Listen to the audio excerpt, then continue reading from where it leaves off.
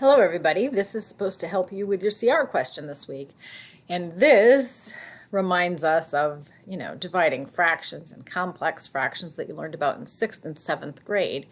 When I'm dividing fractions, I can't just straightforward divide. I need to change things up. And the first thing I would need to change is I would need to make 9 a fraction. And any whole number can be written as a fraction by placing it over 1. You've got it.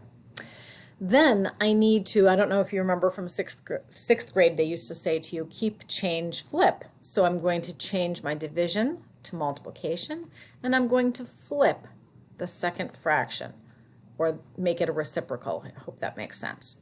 Now there's a couple of ways to do this. When you have two fractions that you're just multiplying, you just multiply straight across. And so I can do that. 9 times 4 is 36.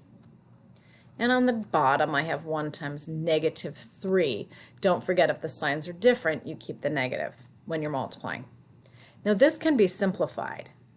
I know 3 is a factor of both my numerator and my denominator. So I'm going to divide both the top and the bottom by 3. When I do that, I end up with 12 over negative 1. Okay, this is something I really need you to understand.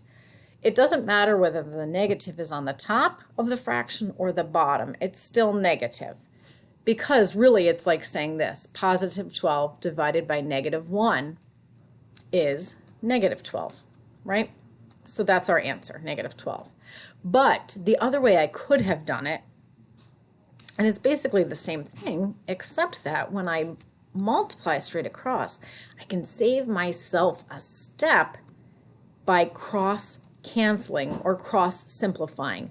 I know 3 divides 3 and it divides 9. So as long as I can do that, I'm going to divide both of these by 3, and I end up with negative 1 at the bottom.